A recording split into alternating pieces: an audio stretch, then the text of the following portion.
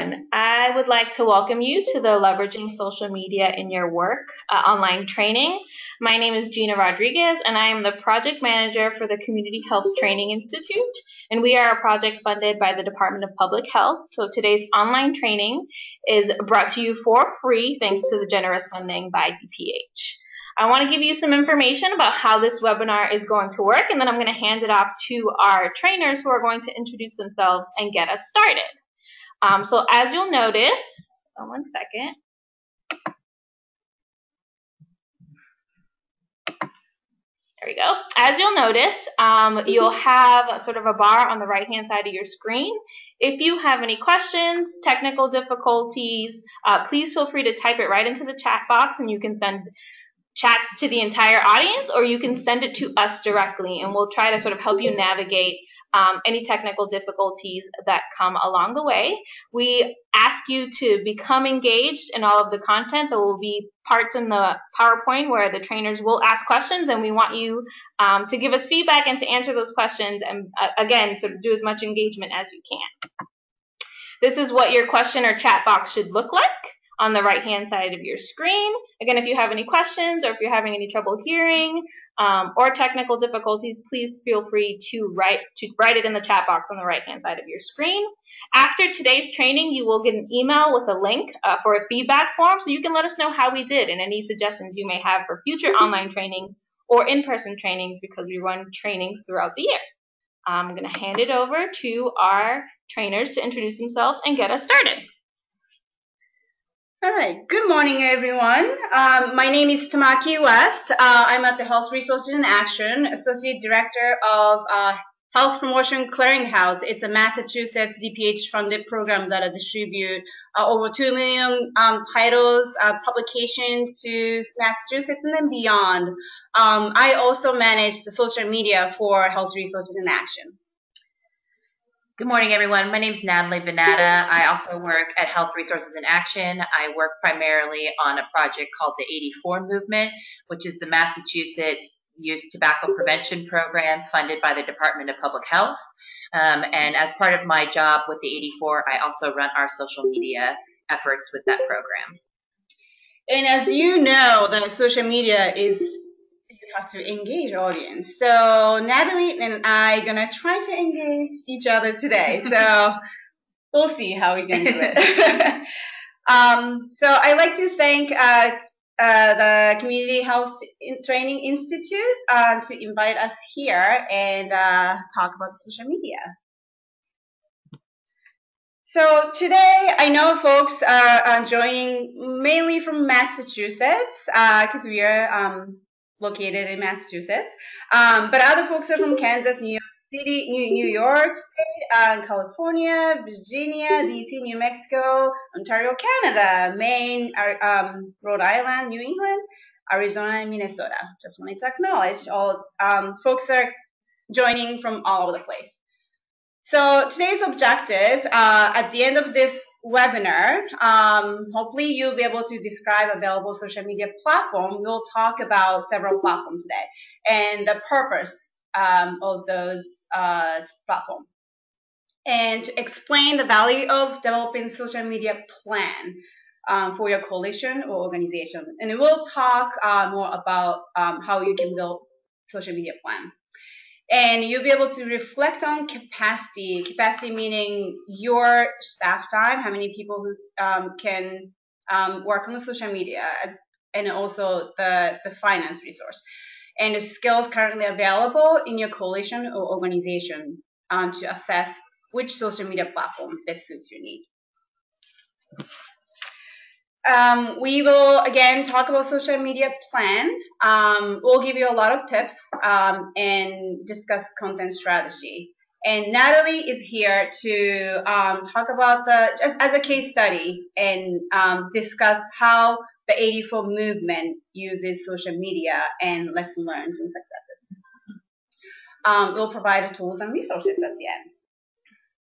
And as a reminder, as Gina said, that there is a question box.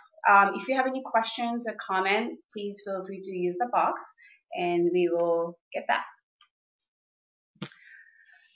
Before this webinar, we asked all of you to answer a few questions. Many of you answered as a goal you have a multiple, but engaging the community or audience is by far the top social media goal. And what platform you currently use? Not surprisingly, the top one is Facebook, and then some people Twitter and others. So I believe the question is just one, a multiple question, but you can only pick one. So others, the people pick more than one social media platform. And the platform you want to use, Instagram. So I'm so happy to see this. Natalie, I know you're going to talk about the Instagram for the 84. And the Facebook, I mean, again, that's a lot of people using Facebook and Twitter. I'm so glad to see like the folks want to use a lot of different ones. So last year, Karen Shoneman and I did the webinar about the communication planning. We talked about the 5 steps, and social media is about step 4, engaging audience. But I like to acknowledge that in order to engage your audience, you have to know your audience. So I like to stress that right here. And if you like to listen to this webinar, watch the webinar, I believe there's a link in the previous email that you all received. And if you want a link again, please let us know, and then we'll provide it to you.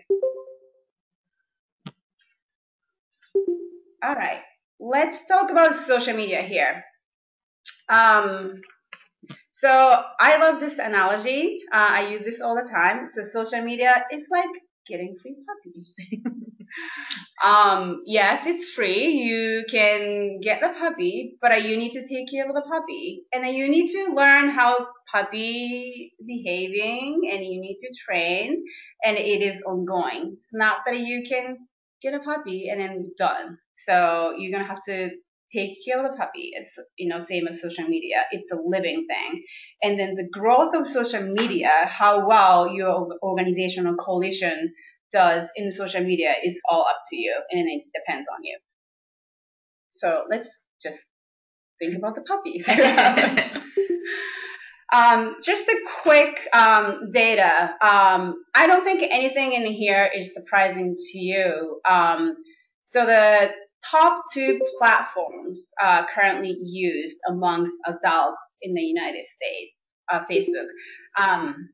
And YouTube is there, but I believe in 2018 they started asking, including YouTube as one of the choices. That's why it just popped up. But you can see that YouTube is really high. And then again, this is about the adults. So the folks age 18 plus. So Natalie is going to talk about teenage, under 18, and then how young people are using social media later on. So hang on. And this shows social media use, how other age groups are using social media. And it's kind of like takes a few seconds to orient yourself to look at this. But you can see the Facebook, it's not that much difference. It's only 30%, 25% difference. Whereas Snapchat, Instagram, all over the place. So by far on the right, 78% is I believe the age 18 to 24. And the same as Instagram and Snapchat, as you all know, more popular among young people. And then young people in this case is 18 to 24.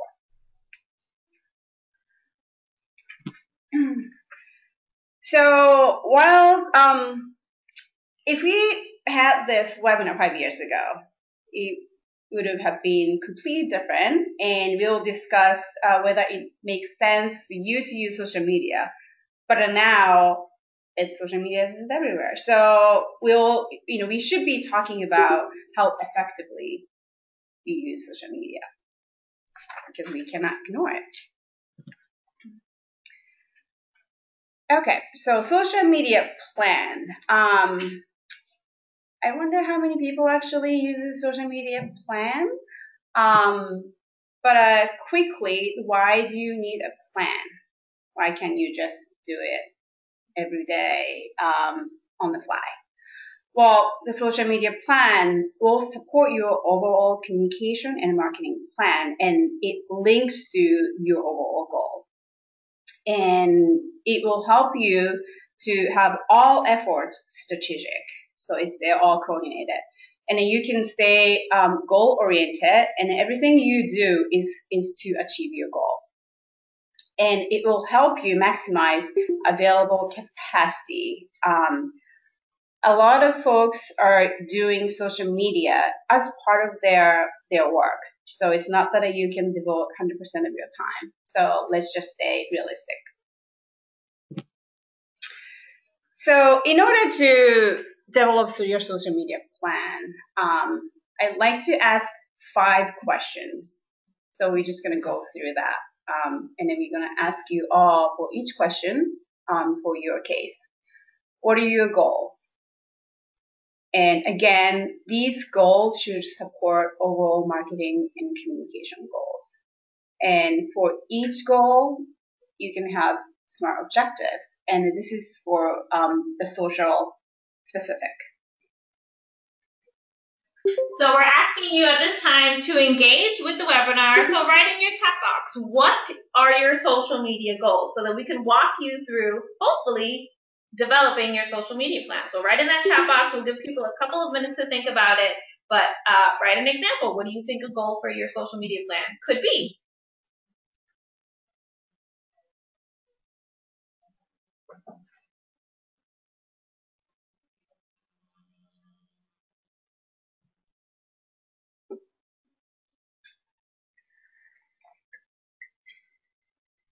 We've got some answers rolling in here.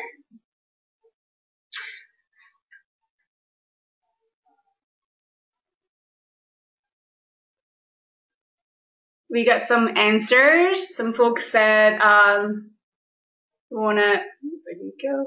Increase engagement, participation in fundraising event for 5K run. Oh, that's fun. And then this is really specific. Somebody else said it's for the recruitment. Where do you go? The recruitment. And educate community and bring awareness to resources and updates on particular matter that they're working on. Involving interaction engagement with the targeted population. It's a good one. Creating the presence and more engagement regarding all services and resources of public health in our community. It's very good. And some folks want to share flyers or information and engage people at the event. Yeah, so it seems like we have a lot of people who are talking about engagement, engaging your specific audience that you are wanting to reach out to, whether that be coalition members or other people in the community. And I think that is, as we saw in the questions before that we asked you all before the webinar, that's really reflective of those answers as well. And it seems like many of you have even thought beyond your general goals and thought more specifically about your objectives, like posting one story featuring a program or volunteer each week, posting specific flyers, doing the specific outreach for the events and fundraisers. Those sort of fit, or sort of more objectives that fit your overall goal of engagement. So that's really great that some of you are pulling that out as well. Yeah, they already started thinking about what would go into the plan. So here are some sample goals and some objectives that we put out. It's the same thing that some people said, that the increased community engagement or brand awareness. So what does that mean in terms of objectives? So social objectives, there are some matrix that you can use on Twitter followers, likes, so some engagement, click through to your website. If you are, say, promoting your event, you want to increase the registration, you want to drive traffic to the registration site, so you can see how many people actually click through to the site. And then again, registration number is another objective you can just set. Question 2. So this is very important to know. Who is your audience? And audience doesn't have to be just one, or audience doesn't have to be just one within, like, it could be youth and parents. So youth is influencers, of course, parents or teachers. So you can have more than one. And what platform is your audience using? So those are the things that you, as a secondary question, you want to think about or do some research. So folks, if you want to start typing in your audience, could be your current audience in your mind, or the new audience that you want to tap into.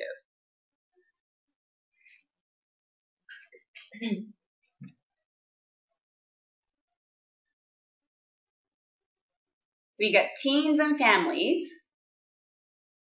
community, patients. And when you say community, you want to think about, okay, who are they? Community as a whole, but there's so many different populations made up the community. So what particular community that you want to have, you want to target?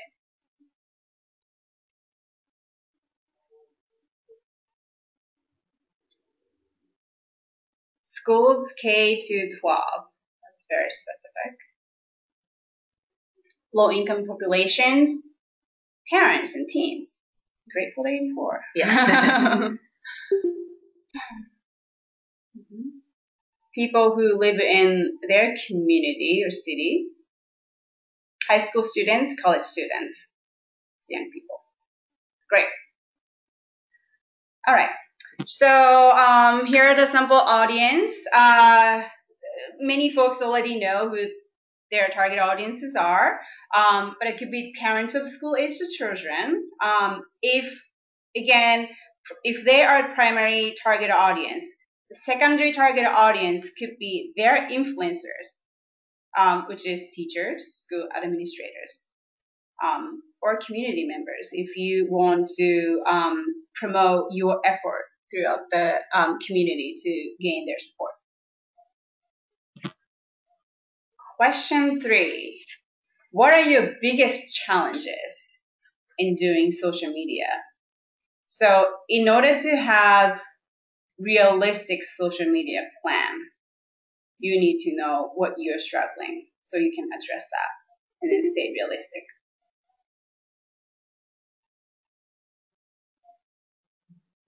Time constraints, lack of engagement. Getting teens to follow the platforms. Lack of technological skills. No shame there. Social media is quite an evolving thing. It's hard to keep up with. We all learning every day. Yeah. Understanding how to use the platforms. Getting traffic to your websites and pages. Yep. All right, a lot of good ones. Making sure that the managing of the social media is in the hands of the right people at your organization. Knowing how often to post or how to react to negative or concerning comments. That's a great example. I think that's something that a lot of people wonder about when they get into social media, and I'll kind of talk about that later. Great. All right. So there are a lot of challenges that we saw. So initially, these are the two biggest things that we sort of guessed. Not enough time, not enough content to post. That some of these leads to lack of engagement, and then some other. If you don't have enough time, you cannot learn, the latest about the platforms. So these are just a sample. Question number 4. Who do you admire on social media? So who's your social media superhero? Who do you want to follow? Who you want to learn from, learn from. So that could be your partners, somebody that you work with, or the national partners, or it could be clients, or even competitors. So Natalie, Yeah. I want to ask who's your social media superhero as the 84? Yeah, so with the 84, because we're a youth tobacco prevention program, our world and the way that we interact on social media is often in that sort of tobacco prevention lens. So we follow a lot of different programs like us in the country. So other programs from other states that also work with youth on tobacco prevention. I see someone just typed in Truth Initiative. That is a huge social media superhero for us. They are really have a lot of experience and really well adapted using social media to their advantage. Other programs like Campaign for Tobacco-Free Kids, the Lung Association, American Lung Association, sort of big national players like that often have the time and resources to provide a more dedicated response to social media. So it's really helpful to be able to utilize some of the information that they're putting out there and sort of recycle it in our own platforms. So we look to those things a lot. Oh, I just saw someone say Lawrence City Police. I'm from Kansas, so that's a huge shout out.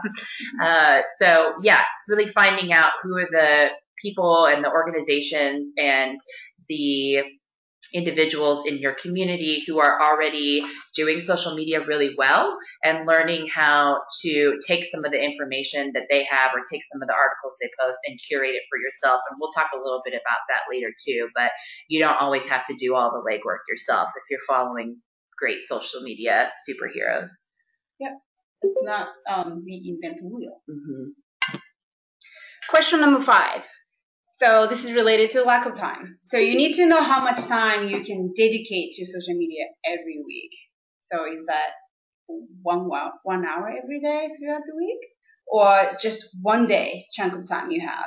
So based on how much availability and time you have, and then you can create your own strategy, the content strategy that we're going to talk about.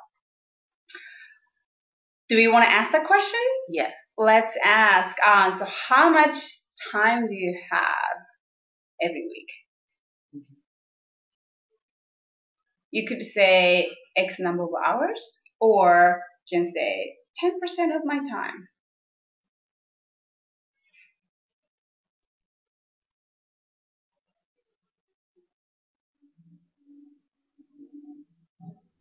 Two hours. 2 hours a week. Mm-hmm. Anybody else? And I will say it's not a shame and not to be shameful if you haven't ever thought about how much dedicated time you're putting towards social media, or if it's very little amount of time, because often that's the reality for most people. So it's not, it's not to say that if you've never thought about this, that's a bad thing. Mm-hmm. Yes. Somebody said a 10% of 4 hours. How much time do you have, Natalie? Yeah, I mean, that depends too on each week, which I think is something else. I usually dedicate more time in the beginning of every week to do some more strategy and scheduling around our social media, which I'll talk about. But I do typically spend at least like 30 minutes every day, if possible, just to go on and check sort of what's happening and do that retweeting, do that kind of responding and engagement that we have. But it is not easy to always fit it in, or to remember to always fit it in. Right. So one thing that I do, I have 10% of my time devoted to social media. I'm supposed to. Yeah. Reality is not that easy. But I schedule myself every day, probably like 11 to 12 to at least think about what content I have to post. So I want to post. So that's, using the Outlook calendar and that kind of thing. Give me a reminder. Okay, so with that 5 questions, you want to kind of jot down your audience. If you have a multiple, you can put it there. Goals and smart objectives, so that you know what are you aiming for. And then platform. So, of course, you're going to have to do a little bit of research to see what platform each audience is using. So you can jot down which platform and who your audience is for each one. And then the content.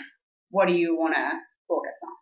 So if you jot everything down, it becomes a little bit clear in your head that what content that you want to post, and kind of like this will give you sort of this is a map of what you will be doing. So just the engagement tips. I believe many of you are already using at least one social media platform. So I want to stress that you want to do a little bit of an audit of your profile.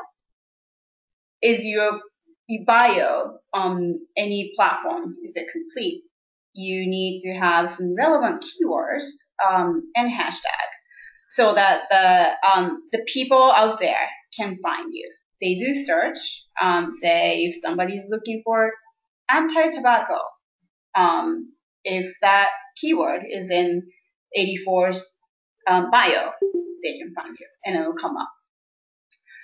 You want to include your website link to make sure that you drive traffic to your website, and then you use good images of both cover and a profile photo, and you can use your logo, or it could be stock photo, or even better, if you're working in the community, it's just the photo of the real people.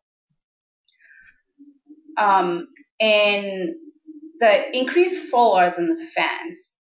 So this is the part that I often see that people might not be doing. So if you want to followers, you have to follow people. So it's kind of like give and take thing. If you go out and then follow, I follow Natalie. Natalie might find it and it's, oh, Tamaki is following, so she might follow back. So it's just kind of like the game kind of thing sometimes. And then so make sure you follow or like your partners. So almost everybody in your existing contact, if that makes sense. Partners, stakeholders, and then anybody in your audience. And then it could be your funders and any other partners. And make sure if it makes sense, you follow back. We have a question about hashtags, Tamaki. So the question is, what's the value and importance of hashtags, and what's best practices for using them?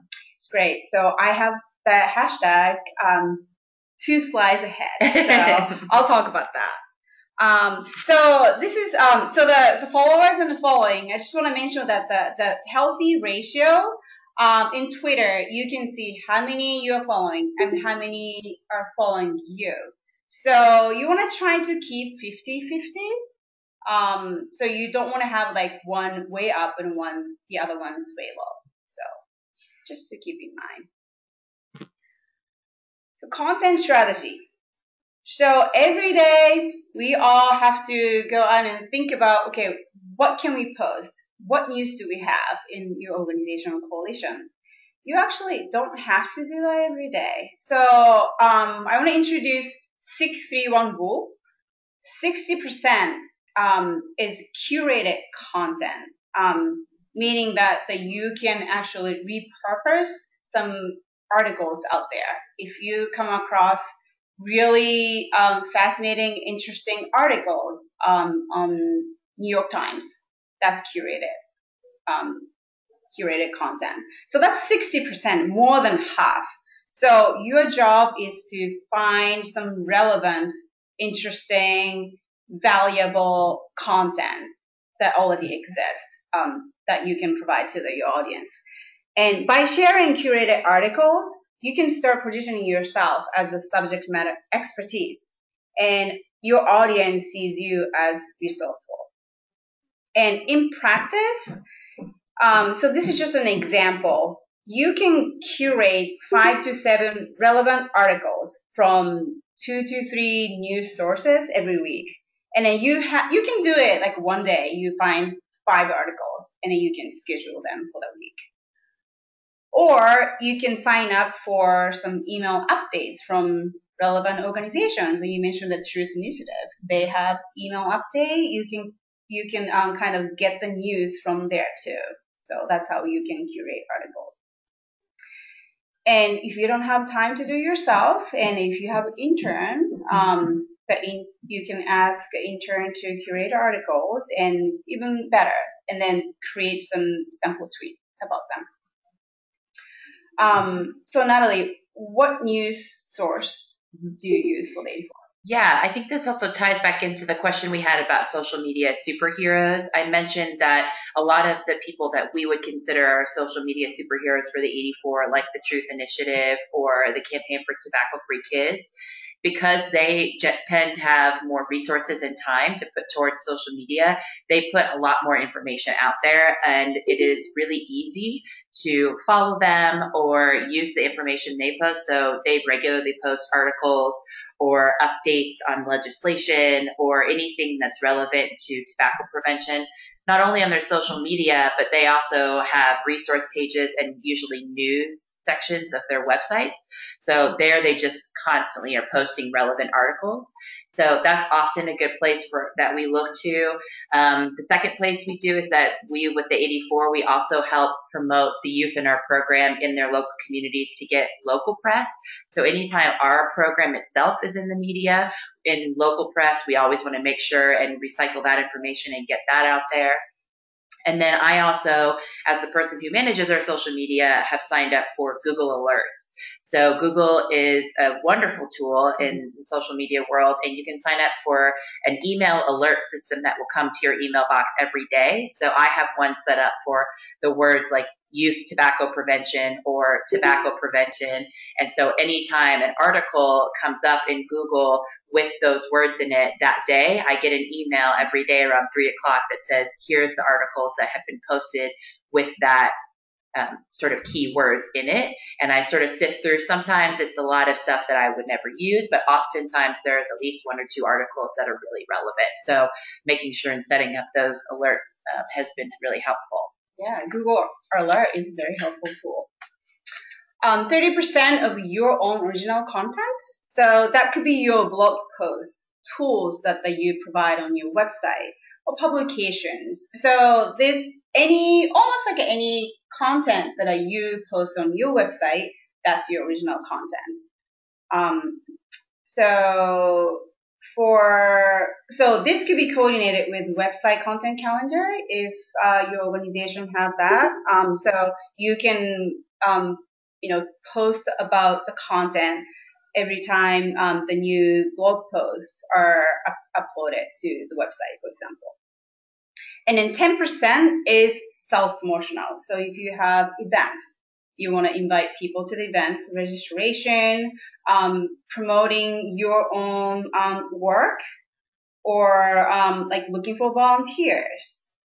You are talking about your project accomplishment or opportunities. So that's 10%.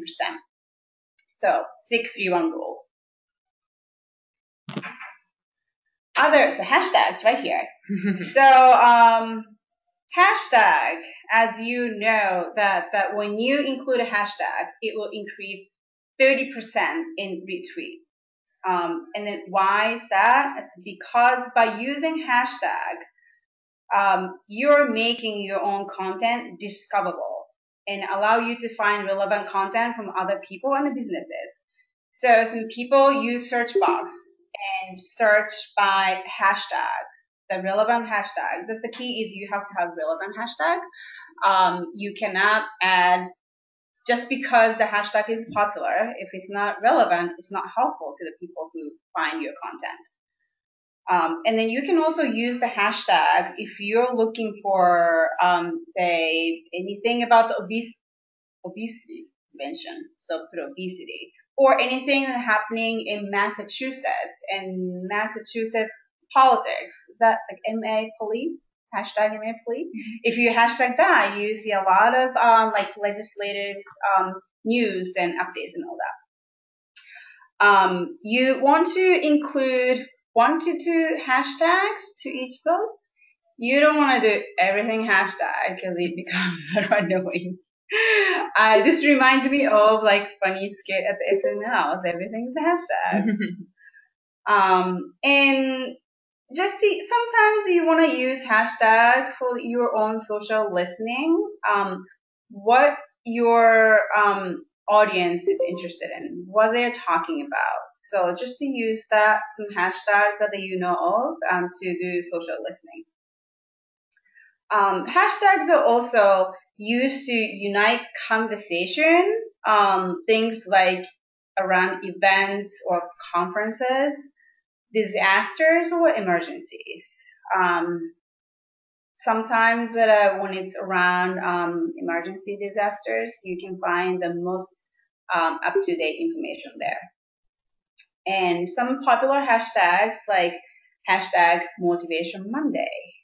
It's used every Monday, or hashtag TBT, Throwback Thursday.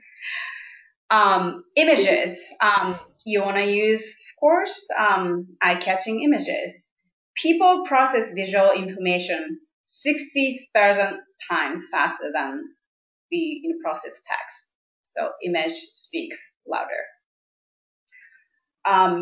You can use sometimes data visual as part of the images. Doesn't have to be photo.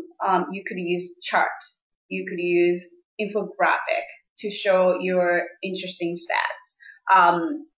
Some people talked about Chow and Chip did work. So find some visual data visualization and use that for post.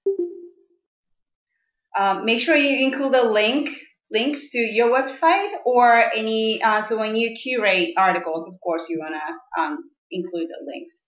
So that would increase retweets. And don't be shy to say, please retweet. It will not hurt. And then if you actually put that in your post, please retweet. It will increase, surprisingly, it will increase the retweet rate. So tag. So tag is something, so I like to call it you're like poking someone. If you want to get attention. If you want to, so it will only poke the person who was tagged. Doesn't mean that that person's followers actually see your post until the person actually retweet. So you want the person to either just to know what you're talking about, or you want the person to retweet your content so you can increase your reach. So do you have any strategy for tagging, Natalie? Yeah, so with the 84, typically how we use this is when we're in conversation on Twitter, especially with other programs like the 84 across the country. So typically we'll have conversation back and forth on there around a relevant event. So there's a national event called Kick Butts Day, which is a national day of youth tobacco prevention. And so there's a lot of programs, like I said, across the country that do this event. So oftentimes we'll interact and tag those programs in our posts around that day. Sometimes we also encourage our youth and our chapters and to tag or mention specific legislators. There are a lot of politicians, a lot of state legislators and local legislators have Twitter accounts that, if they're going to be coming and having a visit with one of those legislators, we encourage them to tweet that legislator and say, we're going to be coming and visiting you. We'd love for you to help us raise some awareness around youth tobacco prevention, and put their handle in there so that their followers aren't going to see that immediately, but it kind of puts a little bit of social pressure on them to either engage, or if they're not engaging, that sends a message too. So it's a little bit of a sneaky way to put some social pressure on some decision makers as well in terms of the work that we do. Great. It looks like we have a quick question. We have someone asking that they're having trouble tagging organizations or people on Facebook, but they can't seem to tag them. And they're only able to tag products. Is that accurate? Could you guys think of a reason why she might not be able to tag people? Yeah, I think that depends on the type of sort of program or profile that the person you're trying to tag has. So a lot of pages, like if this is kind of getting into the nitty gritty of Facebook, but Facebook is a little bit of a complicated entity in that there are personal Facebook pages, there are pages for organizations that will post, and then there are groups. So depending on how that organization is set up, it may or may not allow you to tag them in a post. So if it's a group, it's harder to tag somebody. So if that organization is set up as a group function, it's not, you can't tag them like you could a page. Some people have privacy settings so that they're not eligible to be tagged in other people's posts.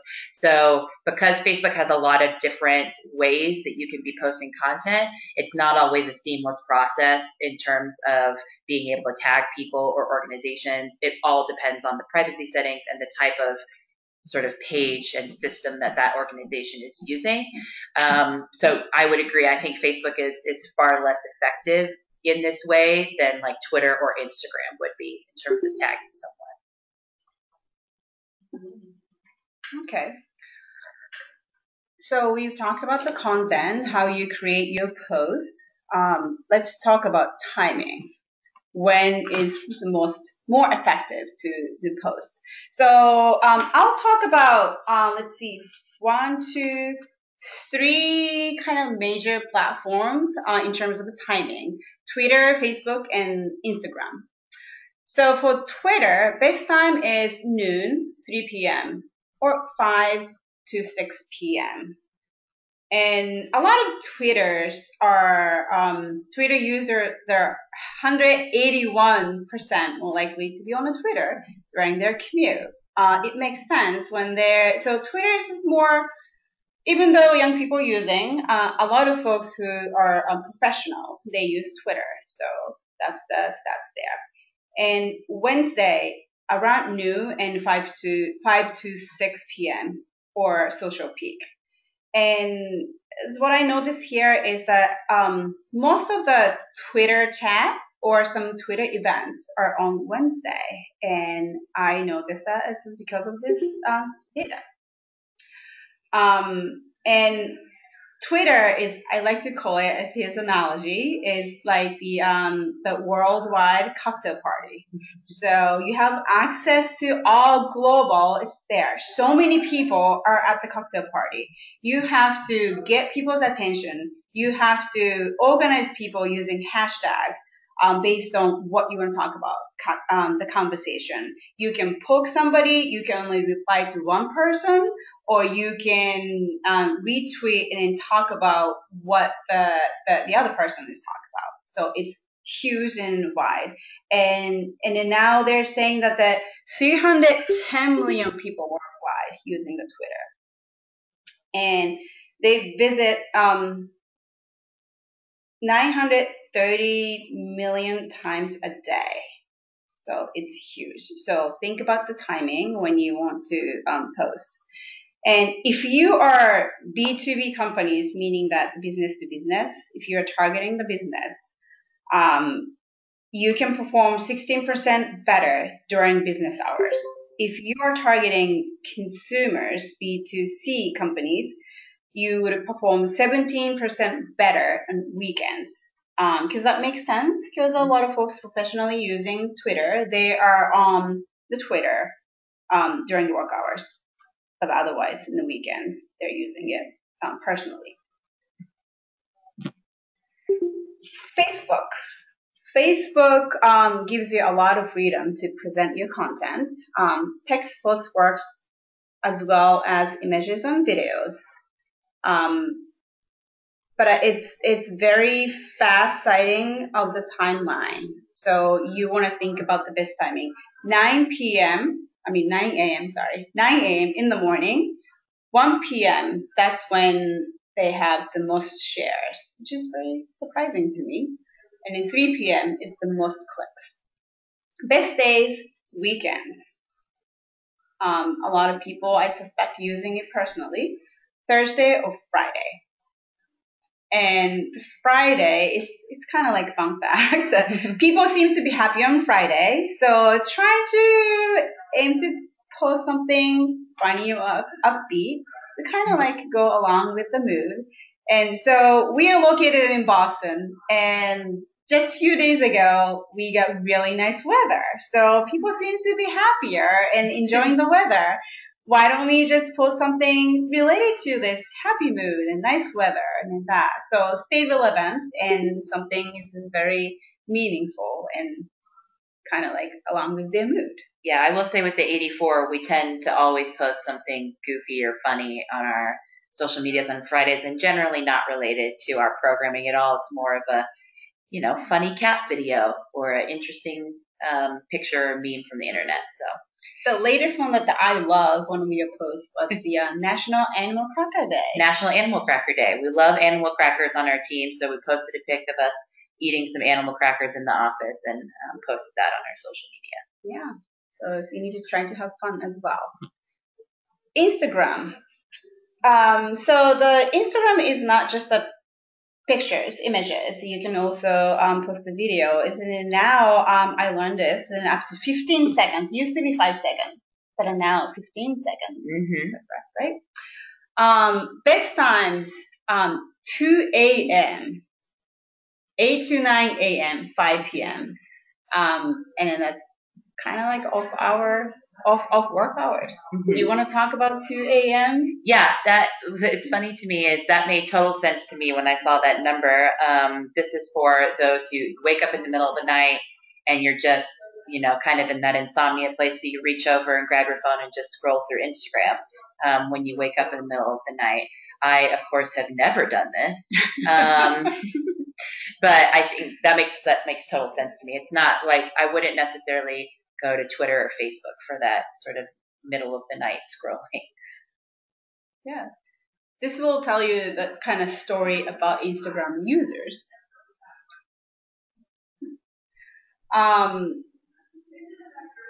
Posting a video at 9 p.m. gets 34% more interactions. So it's 9 p.m. Best day for Instagram is Mondays and Thursday. So do you want to talk about, Natalie, posting multiple times a day? Yeah, we had a question about what about posting more than once a day, time between posts. Generally, I'm going to be talking about a tool later in a few slides that we use to schedule our social media called Hootsuite. That program allows you to optimize your posting, so it'll actually auto schedule some of your stuff for you. And I think on Hootsuite, the way they use their algorithm, it's recommended about 2 or 3 times a day posting on, especially on platforms like Twitter and things like that. As far as time between posts, it depends on the platform and the algorithm of that platform. For example, Instagram now, I don't know if any of you noticed, but they no longer, if like you go to your an Instagram feed, it's no longer chronological. It's now sort of appears in your feed based on the amount of likes and engagement that a post has gotten. So, I could log into my Instagram and the first post I see is actually from 2 days ago, but it has gotten a lot of likes from my people that I follow and stuff like that. So it really depends on the platform how often you should wait. So I would say a couple of hours in between so that you're not sort of overtaking your own post in a feed. So like on Twitter, if you post something, you don't want to immediately post another thing right after it because it kind of disregards the previous post you just put. So generally a couple of hours in between, but a lot of times social media platforms now don't optimize it that way. They optimize by how much a post is getting engagement. So sometimes it doesn't totally matter the timing, but I would say a couple of hours just to be safe. And then don't be discouraged just because you did not get a lot of engagement. Mm-hmm. You could still repurpose the content and then change that language a little bit, and then they call it like A/B test. Mm-hmm. If the option A message did not work, you can repurpose it and then reframe it and post it again to keep it fresh. So other opportunities for engagement, these are, the events is happening. Twitter chat, for example, National Public Health Week is hosted by APHA. They do that every year in April. I think hundreds of people participating in it, and then when you participate in the chat, usually they give you the particular hashtag. And the Twitter chat participants are likely to engage in many posts because they like your post, and oftentimes they give you questions, and question one, and then you answer in the post, say answer one or answer two. So that's how you can engage other folks, and then probably in the same field, but that will give you opportunity to gain more followers, partners, potential partners, and other people out there doing the similar work or different work. Twitter Storm is something that the organizer provide sample tweets, and this is just simply spreading the word out. But that's another way to gain engagement and followers. Hashtag is now more and more used for conferences when you go there, and just to find a hashtag as part of their program or signs, and you make sure you use that to tweet or any other social media platform post.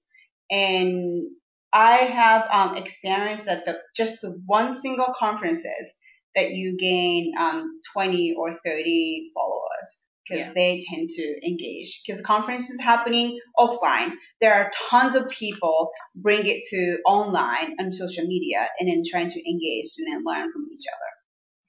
Yeah, I would say that if one of your social media goals is to increase your followers, these are really, really helpful ways to do that quite quickly.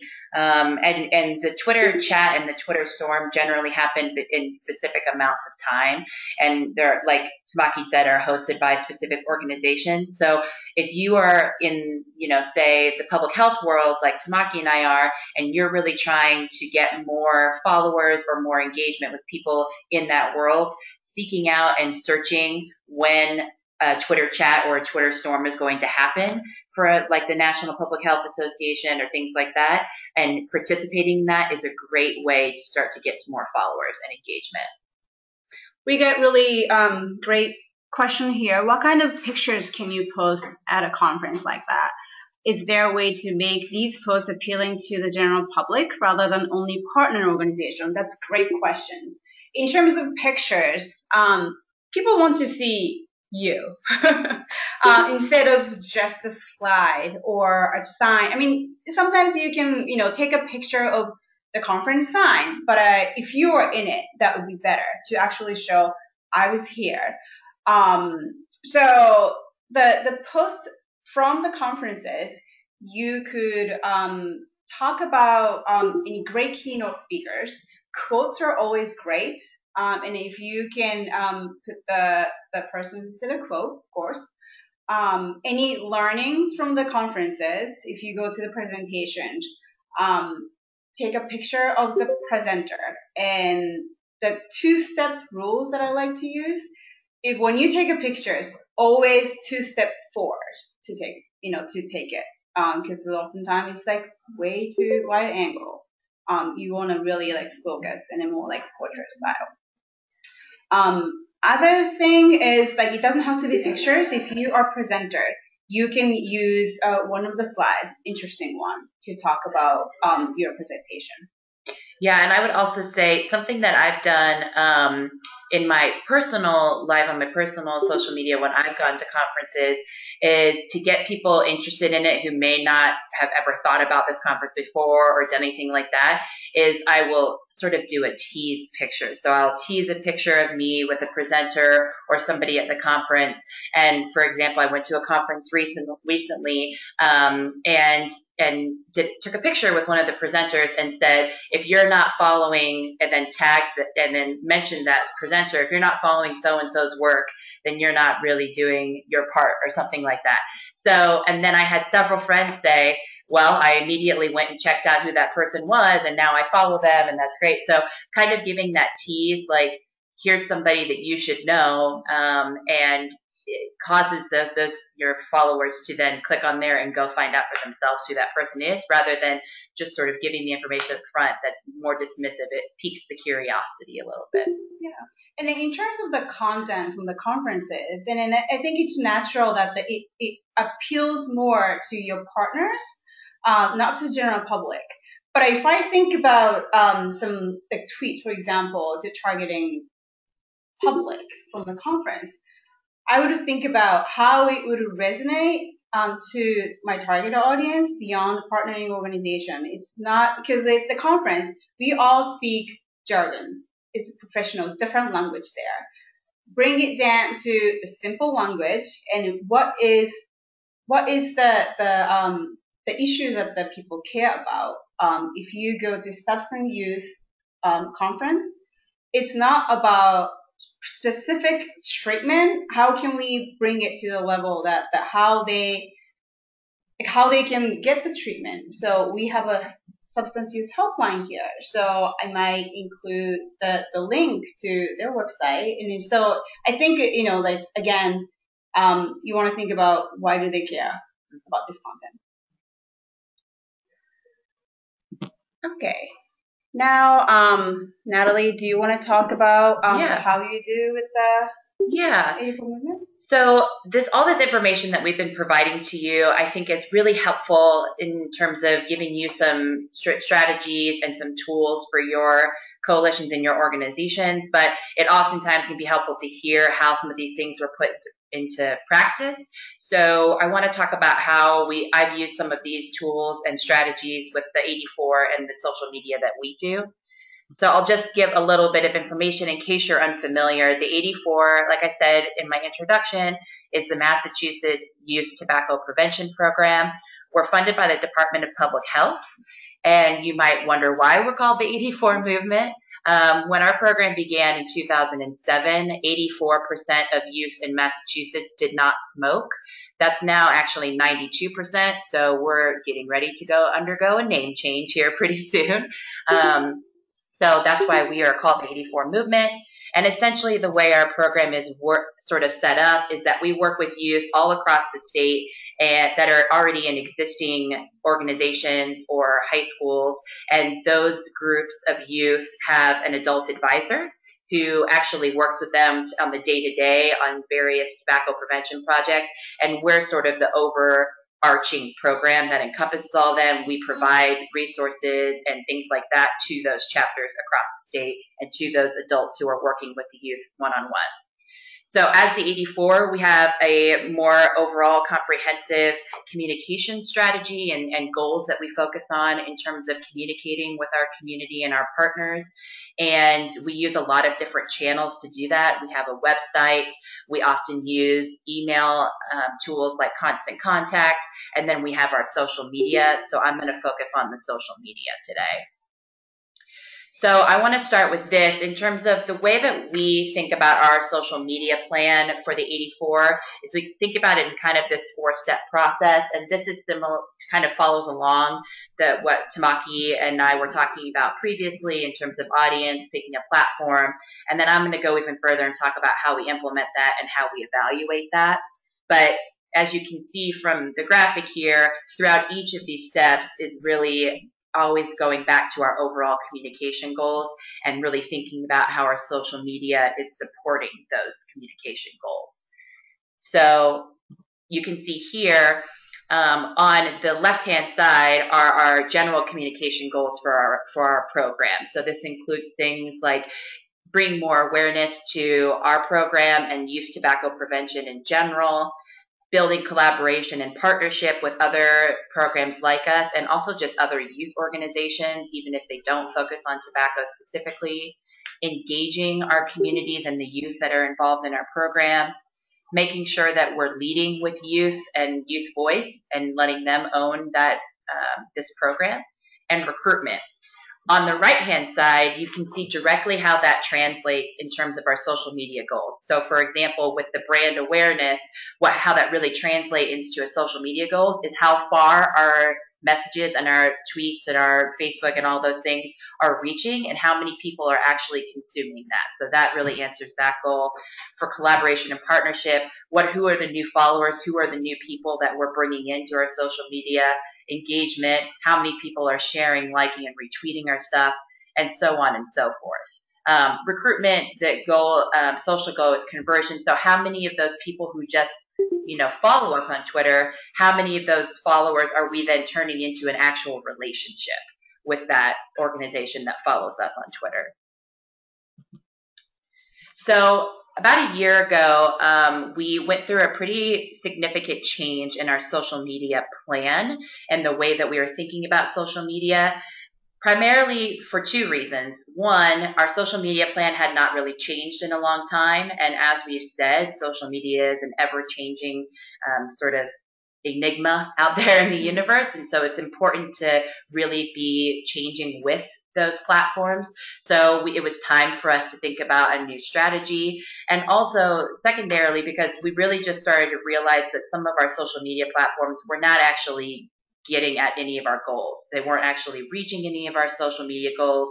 And moreover, we didn't really know how we were using them effectively. So when we started that, what we had was the following. We had a Facebook page, a open Facebook page for our organization. I think probably many of you are familiar with, but if you're not, a Facebook page is different than like a person's profile or a group in that we are the only ones that can post content on that page. Individuals can comment or like on that content, but we are the only ones that can post content to that page. Twitter, we had a very active Twitter, and we had actually established a really good Twitter following based on some of those things we talked about, like using Twitter storms and hashtags and things like that. And then we had a closed Facebook group, and this was for individuals who were just in our community, so young people in our programs, adult advisors, and other stakeholders in our community. And this was a place where those individuals could post about the work that they were doing in their communities. And so adult advisors would often post pictures of their youth and their chapters and activities they did and so on. And then we had other platforms. We technically had an Instagram. We technically had a YouTube channel, but we rarely used them on a regular basis. So they kind of just existed. So we wanted to move forward, and we decided to move forward in the way that we were going to start looking at our social media plan. So I did a huge overhaul of our social media and went and looked at exactly what was happening. And the place I started was audience. So with the audience, I was looking at going into each of those individual platforms and seeing who actually was following us on those platforms and who actually was engaging with us on those platforms. And these are the audiences that we have. We're looking to reach youth. We're looking to reach adult advisors. We're looking to reach our stakeholders, which include the Department of Public Health and the Massachusetts Tobacco Cessation Program. So those are people who work on tobacco prevention in the state as well, and our funder. Tobacco prevention partners, prevention, not prevention, prevention partners like other state programs, which I have mentioned, and other youth programs like that don't necessarily work on tobacco, but are really involved in youth and the way that we want to be working on youth development. So that is another one of our key audiences. So when we were looking at this social media plan and how to change it, that's where we started. And I did sort of an inventory of each of our social media platforms, and it is quite helpful because a lot of the platforms will provide you with a lot of information. So Facebook, Twitter, if you go on, and even if you just have a regular profile, you can go on and look at the analytics for your page, and you can see how many times people have liked your post, how many times somebody has retweeted you. And generally, especially with those two platforms, you can actually see the demographic information of all of those people. So you can see of the people who follow you on Twitter, how many of those people are under the age of 18? How many of those people are over the age of 50? Of the people who are retweeting you, how many of those retweeters are in your specific age demographic you're looking to reach? So I went through and took an inventory and not surprisingly found out that most of the people who were engaging in our Facebook were adults. Most of the people who were following us on Twitter were adults. And so we really saw a lack of, we're a youth program, but we're hardly reaching youth at all in the social media platforms that we're using. So we really started to think about how we can use platforms that are more youth user-friendly, like Instagram and Snapchat. Instagram allows you to get access to this information too, but you have to be a business account. Luckily, it's quite easy to become a business account. You literally just click a toggle and say, I want to be a business account. So if you are a coalition or an organization, it's very easy for you to switch your account to a business one. There's no sort of vetting process for that. And then you can get access to the demographic information. So we did that first, and that informed what we were going to do from there. So then we started looking at the platforms. And like I said before, we were like, okay, Facebook, not working for youth engagement. Instagram, that seems like a place where we should be at, because that is where young people are spending a great deal of their time. And that's where it just provides a lot more option for creativity too, in terms of pictures and videos and things like that. So we decided to focus on Instagram primarily. We decided to close our closed Facebook group.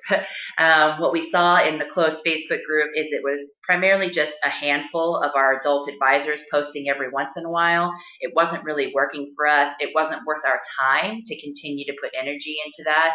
So instead, we closed that whole general Facebook group and just set up one for our adult advisors, a separate closed Facebook group just for our adult advisors, for them to talk to each other. But we don't really often even enter that space. We're not really focused on promoting anything in that space. It's just for them to speak to one another.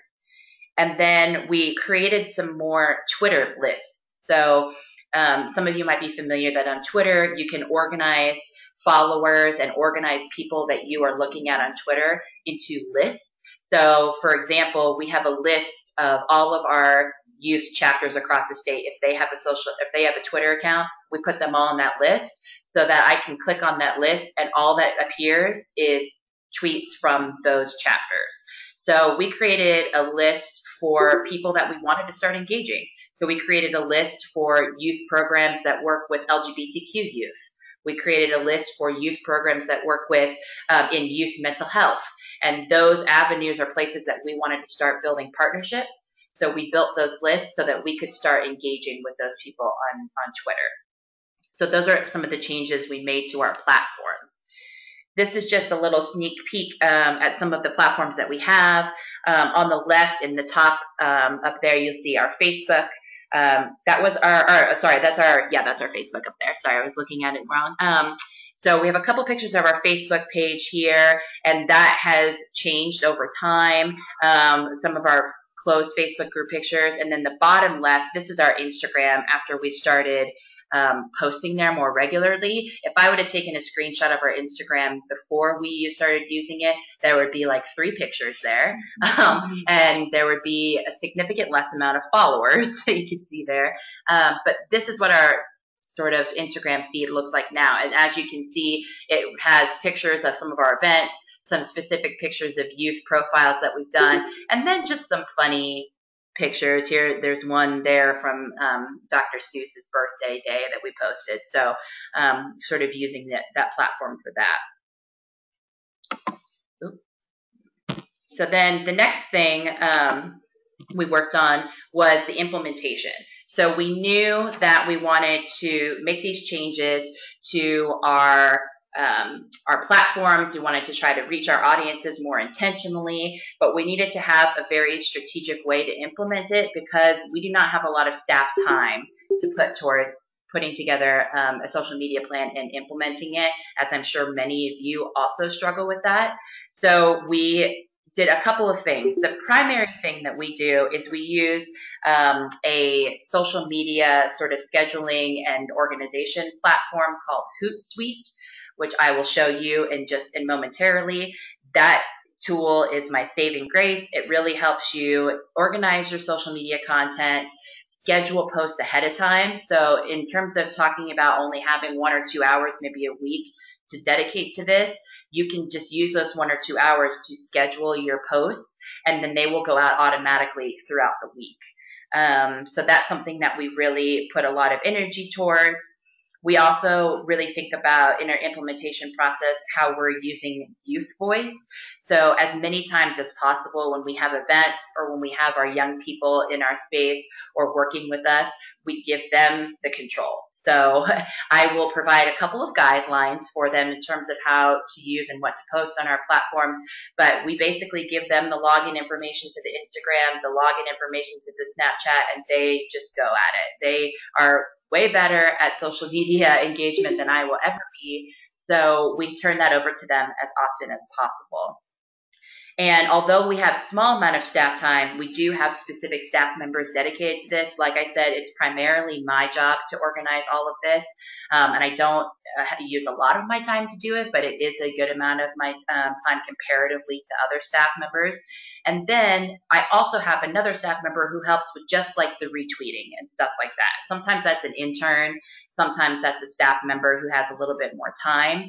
But they will be the ones that kind of go on every day for about 30 minutes and retweet and things like that for that engagement piece. So I'm going to go to Hootsuite now, and I am hoping that this technology works in terms of pulling up this website, and it did. That's wonderful. Now, if I can remember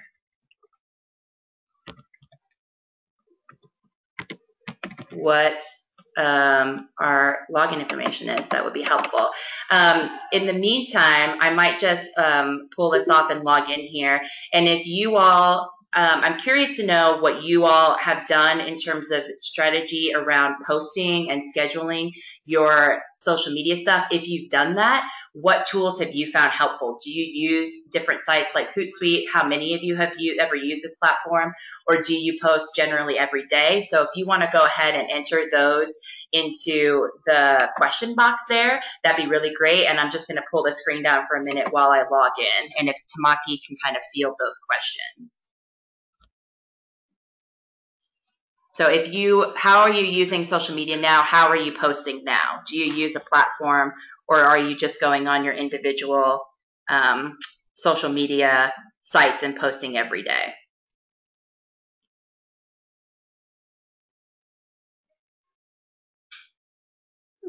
Somebody use Hootsuite.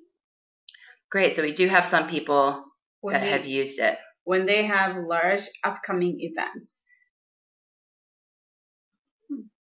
Not using anything, going to each site, and then they post it there. Oh, somebody schedule post on Facebook directly. And then sometimes you use Hootsuite, mostly for Twitter. Oh, because you can't schedule the tweets directly on the Twitter. Mm-hmm.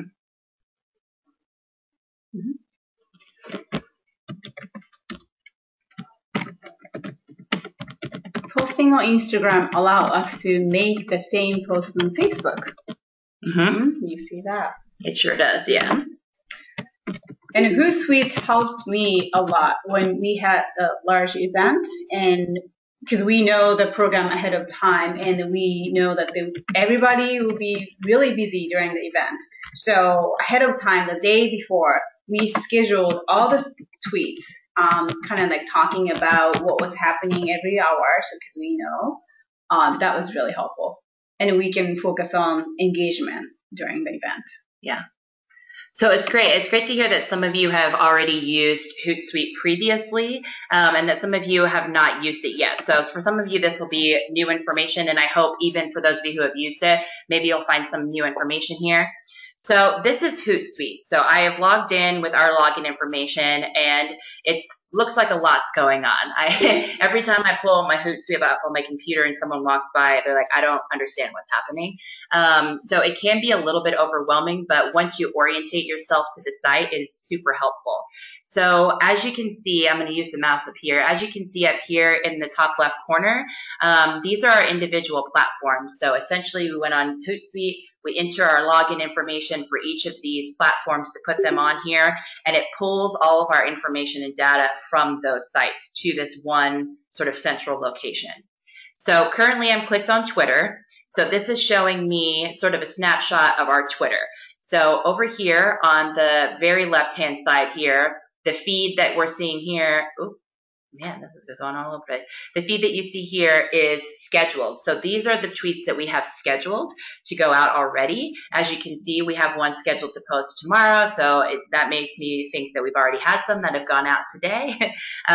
So here is where anytime that we want to schedule a post of the week, they'll appear here. And so we can go in and edit them if we decide that we don't want to post it or want to change something. And then, as I said before, you kind of create what you want to see here. So all of these other, what they call feeds, you decide what appears here. For us, the important things were putting other anti-smoking or tobacco prevention youth groups show up here. So this is a good place when I'm looking for a quick article or something to go in here. I look at this column because oftentimes other programs will have posted things in here. As you can see, the True group in Pennsylvania, they're another program like us, and they have this awesome infographic that we could possibly use as a curated content. And then that's based on the Twitter list that you created. Yes, right? It's based on the Twitter list that we created. So we created a Twitter list called Anti-Smoking Youth Groups, which included all other groups like us that we knew about and went and followed on Twitter, and it pulls all of their tweets into this list right here. And then if you know the organization or some group that you want to be in your list, you can do that. Or you can even borrow or subscribe somebody else's list if it's public. Yeah. And I'll just go quickly through the rest of this because I don't want to cut in too much to our time. But, we decided to pull anytime someone mentions the 84, we created a stream for that so that I know that I can engage with that. So as you saw here, the Community Health Training Institute just posted a tweet about us earlier today saying I was helping out with this webinar. So I'm going to go ahead and go down and I'm just going to like that tweet right here from inside Hootsuite, and it will seamlessly do that on Twitter as well. I could also, if I wanted to, click this little down arrow and retweet that, which I'm going to do right now. I'm going to retweet that. So it's a really helpful tool, and it just puts it all in one place. And I won't go too much into it, but if I click on Facebook, it does the same thing for Facebook. It pulls anything that we want, our scheduled posts, posts that we've already put up appear here.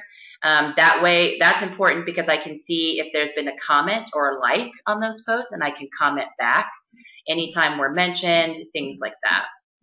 Instagram is a new thing. Instagram didn't used to be able to, you didn't used to be able to do a lot on Instagram in terms of, or on Hootsuite in terms of Instagram, but it's really opened up a whole new world recently. So you can schedule posts now through Hootsuite onto Instagram, which you didn't used to be able to do, and you can see a lot more of your information here.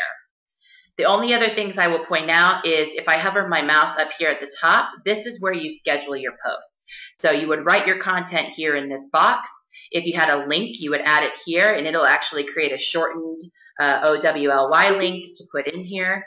And then over here, you select which of the platforms you have that you want it to go to. And it will automatically do that. So if I actually click Twitter right here, it'll pull up at the bottom, or that's Facebook. If I click Twitter up here, it'll actually pull up at the bottom, if you see there, and it'll tell me how many characters I have left. So if I start typing in here, it'll decrease that so I know how many characters I still have left. You can attach a picture, and then here in the scheduling box, you can go ahead and click any of these days and pick a time to schedule it, and then just click the schedule button, and it does it for you. This auto schedule option is something I mentioned before. If you don't, selecting the times and knowing which time to post on what platform, if that seems a little bit overwhelming right now, you can click auto schedule, and you can set it up to say we want to post 3 times a day. And then you click auto schedule, and it will actually choose the best time to post those for you. So if you say, I want to post 3 times a day, and then you schedule 3 posts, it will make sure that it puts enough time in between each one that is most appropriate. So you can choose to do that if you'd like, if trying to decide what time to post things is a little bit overwhelming. And the last thing I'll point out here, because it segues into our last topic here, is analytics. So some of you said, that you're using the specific platforms to schedule posts. You can also use the specific platforms to get analytical information. I like to use Hootsuite to do that because it puts it all in one place. If you just click on the analytics here, it'll pull up the analytics for each of your platforms, and you can actually ask it to pull the analytics for specific time frames. So it's going to pull our Twitter first, as you can see up there in the left-hand corner. And then if you're looking like from my program, we report on a quarterly basis. I can go and put in the dates for the beginning of the quarter to the end of the quarter, and it will pull that information for me. So as you see here, it tells you how many times I tweeted during that time, tells you how many followers I have, and what my engagement is like.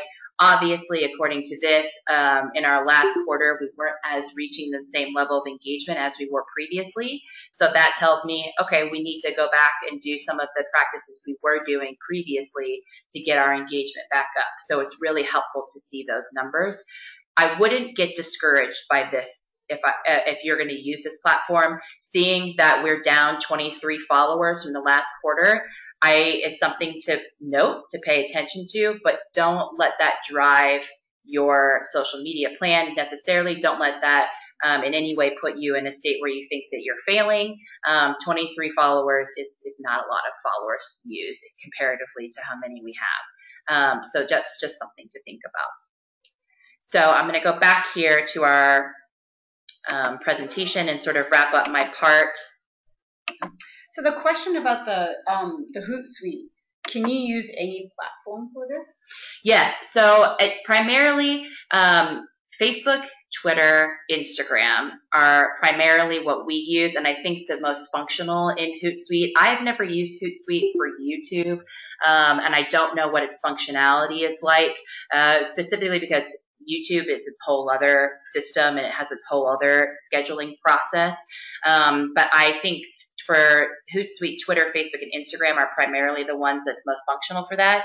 Snapchat, if you're interested in using Snapchat, we could do a whole webinar on Snapchat because it is a unique social media entity. It does not follow social media rules in terms of you don't even get to see how many people are following you. It's kind of its own thing. So that is not really relevant for this either. Yeah, and then LinkedIn, that typically for work, LinkedIn people use for the actual company page or a group. And Hootsuite only allow you to schedule for your own profile, so it's not for the page. Yeah. Yes. There are the tools available, but it's the paid way. Yeah. I'm kind of going to rush through this at the end because I don't want to keep anybody past time. But in terms of the analytics, this is we're going to send out the slides here for this. So this is information that you'll have readily available to you. This is sort of just a breakdown of what everything means. So if you go to an analytic page and it says engagement and then it gives you a random number, this is telling you what that number means. Or if it says traffic, this is telling you what that actually means. So hopefully that will be helpful to you all in terms of looking at an analytics page. Sometimes you need an analytics to analyze the analytics. Like it's just sometimes hard to read. So that's important to note. I had a very important question, which is Hootsuite free? The answer is yes. Hootsuite is a free platform. There are some functions that that are available to people if they want to pay, but honestly, those functions aren't really necessary for programs who are just kind of like ours, or who are, I don't think, really even functional for programs that are not for profit. So if you are a nonprofit or a coalition or any type of organization like that, Hootsuite is free and it's a great place to do it. I'm going to actually skip this question slide because we've kind of been going through and answering questions in between. If you have questions about the 84 stuff I presented, you can enter it, and if we have time, we'll get to that at the end. But Tamaki just has a couple of things to wrap us up. So talking about the tools, Hootsuite is one of the biggest one.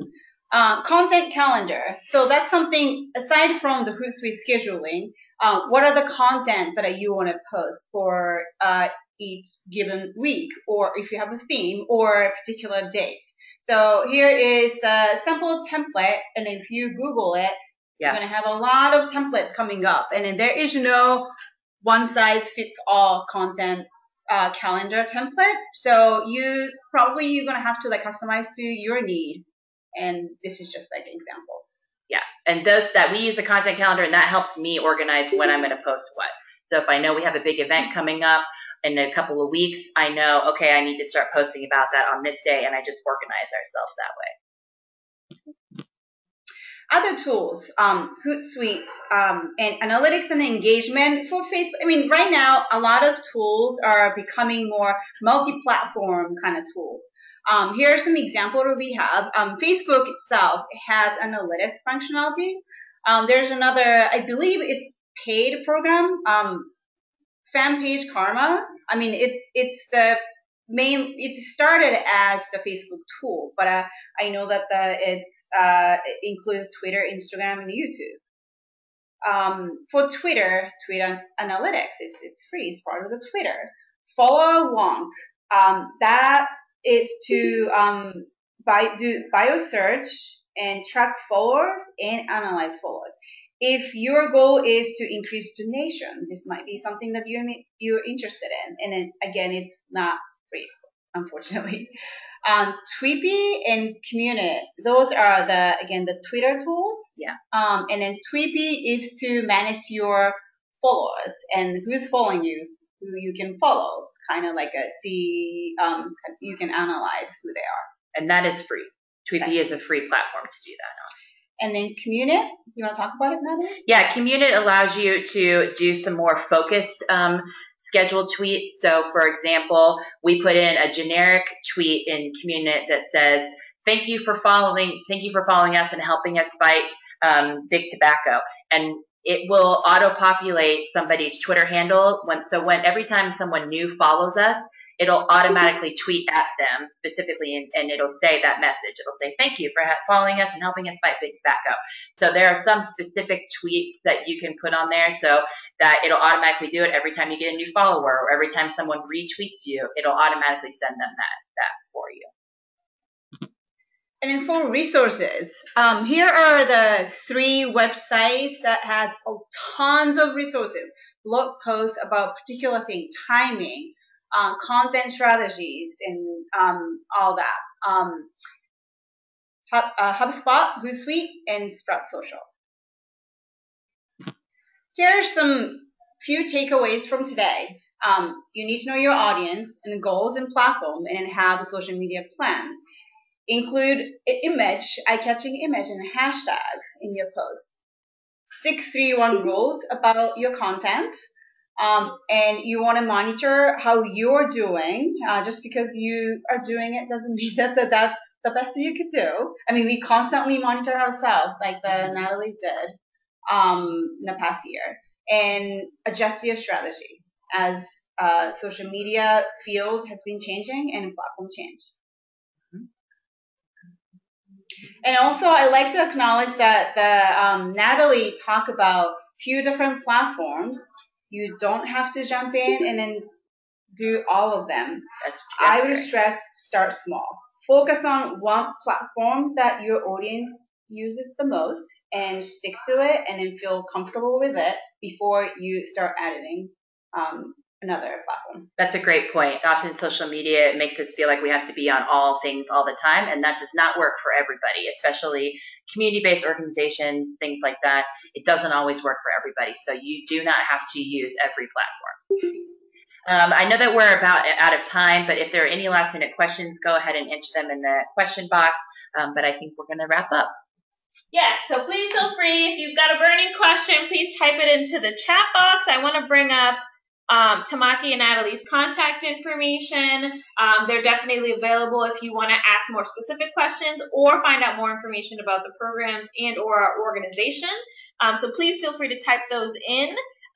We see some great feedback, and we will send the slides along as well. And please look out for an email from our coordinator, Kelly, who will also send along our feedback form. So if you enjoyed today, please let us know what you enjoyed.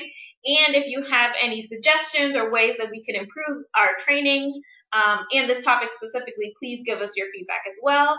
I have up on the screen our upcoming training, so please feel free to visit our website, hrainstitute.org.